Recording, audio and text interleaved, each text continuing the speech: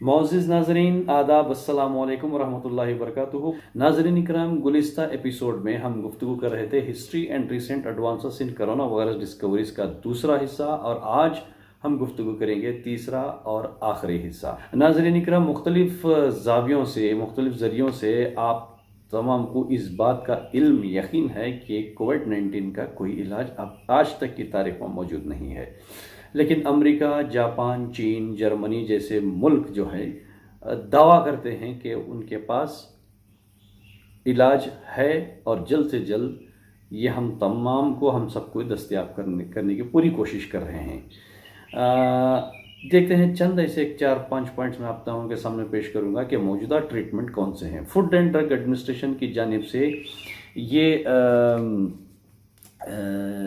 बताया गया है कि SARS-1 जो 2003 में आया था, जिसमें हाइड्रोक्लोरोक्विनिन जैसे एक ड्रग है जो मलेरिया के लिए इस्तेमाल करते हैं, वही ड्रग SARS-2 या कोविड-19 को इस्तेमाल किया जा सकता है। कुल 1600 से ज़्यादा पेशेंट्स को अमेरिका में इस इलाज का इन पेशेंट्स पर ट्रीट किया गया था, टेस्ट किया गया था, लेकिन अंजाम कार 2-3 दिन पहले ये पता चला कि ये कम्प्लीटली फ्लॉप है, ये ड्रग काम आने वाली नहीं है। नाज़रीन इकराम, इंडिया में क्या हो रहा है मैं आपको बता दूं कि डॉक्टर प्रिया अब्राहम हैं, इनके हाल ही में आज तक में इनका इंटरव्यू हुआ था। ये डायरेक्टर हैं national institute of virology Pune. इन्होंने एक आर्टिफिशियल वायरस को तैयार किया है, आर्टिफिशियल कोरोना वायरस को तैयार किया है, और उस वायरस को ख़त्म करने का एक एंटीजन भी साथ में इन्होंने तैयार किया है, जारी है। नाज़रीन इकराम, इसी रिसर्च में ये बताना चाह रहे हैं कि अगर इस नए एंटीजन से ये आर्टिफिशियल कोरोना वायरस अगर ख़त्म हो जाता है तो इसी एंटीजन को हमारे जिस्म में, यानी वैक्सीन के ज़रिए यानी इंट्रावीनस वैक्सीन के ज़रिए हमारे जिस्म में दाखिल करेंगे, और हमारे इम्यून सिस्टम जो है उसकी मदद से कोरोना वायरस को ख़त्म कर सकते हैं।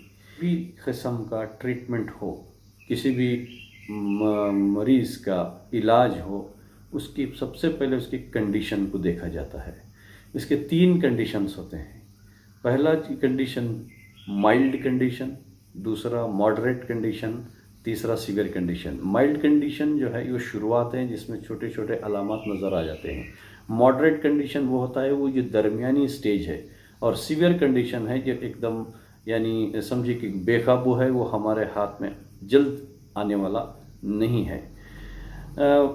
कोरोना वायरस के ताल्लुक से या जिसकी वजह से कोविड-19 जैसी एक बीमारी आई है, अगर कोई पेशेंट माइल्ड और मॉडरेट कंडीशन में अगर वो रहता है तो वो 14 दिन तक वो वायरस उस पेशेंट पे मुतासिर करेगा, और ये रिकवरी मुमकिन है, ये घर वापस आ सकता है, दोबारा उसकी नॉर्मल लाइफ कंटिन्यू हो सकती है।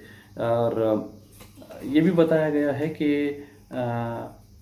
ये जो ट्रीटमेंट के दौरान उनको विटामिन सी जैसे सप्लीमेंट्स, फ्रूट्स, अच्छी ग़िज़ा, पैरासीटामोल ऐसी दवाइयों से उसको माइल्ड और मॉडरेट कंडीशन को काबू में कर सकते हैं और उसको आगे बढ़ने से रोक सकते हैं, और कंडीशन बेहतर हो सकती है।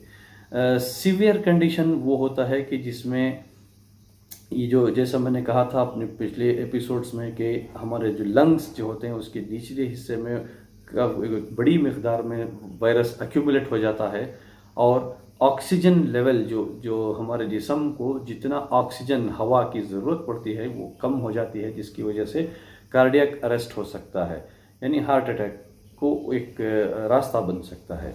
अगर यही कंडीशन है, अगर कोई शुगर पेशेंट हो या किडनी पेशेंट हो, तो जिस्म के ब्लड में, हमारे खून में जो है WBC काउंट कम हो जाते हैं, जिसकी वजह से एक किडनी फेल्योर होने के चांसेस भी बहुत हैं। ये सीवियर कंडीशंस में है। नाज़रीन इकराम, यहाँ पे माइल्ड और मॉडरेट कंडीशन हो या सीवियर कंडीशन में हो, इसकी जो मेन रीज़न है इम्यून सिस्टम। अगर हमारा इम्यून सिस्टम काफ़ी वीक है, कमज़ोर है, ये बाहर से आने वाले कोई भी ऐसे जरासीम का मुकाबला नहीं कर सकता, तो ये कंडीशन जल्दी बढ़ जाती है और इफ़ेक्ट बहुत ज़्यादा हो जाता है। बच्चों में और बूढ़ों में जो है, ये ज़ईफ़ों में जो है, ये इम्यून सिस्टम काफ़ी वीक रहता है, तो लिहाजा इन्फेक्शन ज़्यादातर असर कर देता है। अडल्ट्स में जो है यानी नौजवान जिसे कहते हैं, या उनका जो इम्यून सिस्टम जो है थोड़ा स्ट्रांग होता है, जिसकी वजह से वो मुकाबला करने की क़ुव्वत रखते हैं। तो माइल्ड और मॉडरेट कंडीशन में इम्यून सिस्टम मजबूत रहता है, और सीवियर कंडीशन में इम्यून सिस्टम काफ़ी वीक रहता है। इसलिए जिसका इम्यून सिस्टम वीक है वो सीवियर कंडीशन में दाखिल हो जाता है, और जिसका इम्यून सिस्टम मजबूत है वो माइल्ड और मॉडरेट कंडीशन में बच जाता है।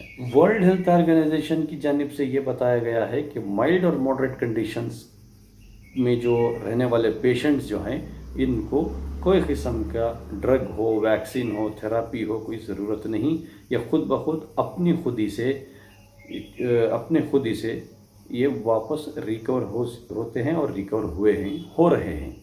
सीवियर कंडीशन में ये नतीजा है कि पेशेंट को है ना सीधा वेंटिलेटर तक उसका सफ़र जारी रहता है, और वह घर वापस आना ये नामुमकिन के बराबर हो जाता है।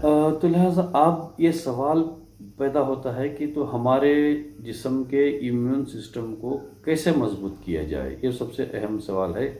नाज़रीन इकराम, हमारे इम्यून सिस्टम को दो किस्म से स्ट्रॉन्ग किया जा सकता है, मजबूत किया जा सकता है।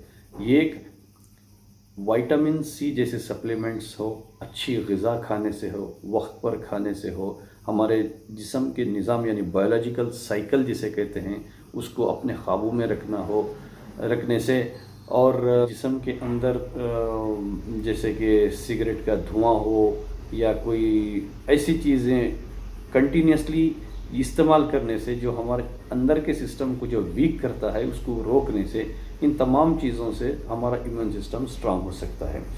दूसरा, ये काफ़ी अहम है, जैसे कि हमने सोचा, जैसे कि हम जानते हैं कि हमारे जिस्म को एक रेस्ट की ज़रूरत होती है। हमारा माइंड को एक पीसफुल उसको खामोश करने का, कुछ देर के लिए उसको रेस्ट देने का यकीनन ज़रूर है। हम रात में जब हम सोते हैं तो हमारा माइंड जो है थोड़े पीसफुल रहता है, और दिन में जो है जब हम नमाज़ पढ़ते हैं कि सब कुछ छोड़कर नमाज के लिए खड़े हो जाते हैं, नमाज़ पढ़ते हैं, तो उस वक्त भी हमारा जो माइंड है ना, ज़हन जो है काफ़ी पीसफुल रहता है। साथ ही साथ में कुछ लोग कहते हैं योगा करने से भी अपने आप को एक पीसफुल माइंड रख सकते हैं, जिसकी वजह से हमारा इम्यून सिस्टम भी स्ट्रांग होने में काफ़ी मदद होता है।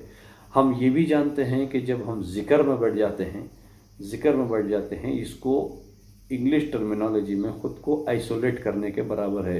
हर चीज़ छोड़कर एक ज़िक्र में जब बैठ जाते हैं तो ख़ुद को आइसोलेशन में रखने के बराबर है। जब अपने आप को आइसोलेशन में रखते हैं तो हर चीज़ पीसफुल रहती है, जिसकी वजह से हमारा इम्यून सिस्टम काफ़ी स्ट्रांग हो जाता है। ये दो तरीक़े हैं जिसकी वजह से हमारा इम्यून सिस्टम स्ट्रांग बन सकता है। तो हाल में एक रिसर्च जो है सामने आया है, जिसे प्लाज्मा ट्रांसमिशन कहते हैं। प्लाज्मा ट्रांसमिशन में होता क्या है अभी हम जान लेंगे। जैसे कि आप जानते हैं कि जब भी किसी पेशेंट को खून की ज़रूरत पड़ जाती है, बी पॉजिटिव, ए पॉजिटिव, ओ पॉजिटिव, और डोनर जो है वो अपना ब्लड उस पेशेंट को देता है ताकि उसको एक सपोर्ट मिल जाए, ताकि उसको एक हेल्प मिल जाए, ताकि उसके जिस्म को एक ऐसा सपोर्ट मिल जाए जिसकी वजह से वो पेशेंट अपने मर्ज़ से जो है उसको काबू में करेगा और रिकवर हो जाएगा। ठीक उसी तरह एक नए रिसर्च के मुताबिक प्लाज्मा ट्रांसमिशन कोविड-19 जैसी इस वबा को, इस बीमारी को दूर करने का एक नया तरीका है। प्लाज्मा हमारे खून में होता है, ब्लड में होता है। जिसमें एंटीबॉडीज़ होते हैं जो कुदरती तौर पर बाहर से दाखिल होने वाले मुख्तलिफ जरासीम को ख़त्म करने की क़ुव्वत रखते हैं। ये जो कोविड-19 से जो पेशेंट्स रिकवर होकर आए हैं, जिनको वायरस ने मुतासिर किया था और वो रिकवर होकर वापस आए हैं, ऐसे पेशेंट्स के ब्लड में ऐसे एंटीबॉडीज़ मौजूद रहते हैं जो दोबारा जब उनको कोरोना वायरस अफेक्ट करता हो तो उस वक्त ये इनके एंटीबॉडीज़ उसको ख़त्म करते हैं। तो वो ब्लड से, वो प्लाज्मा ट्रांसमिशन से, उसी खून से जब उसी खून को लेकर एक नए पेशेंट को, कोरोना वायरस से मुतासिर हुए पेशेंट को जब ट्रांसफ्यूज़ करते हैं तो उसके जिस्म में कि नए कोरोना वायरस के ख़िलाफ़, कोरोना वायरस को ख़त्म करने की क़ुव्वत रखने वाले एंटीबॉडीज़ पैदा होते हैं और कोरोना वायरस अंदर ख़त्म होता है तो ये पेशेंट पे रिकवर होता है।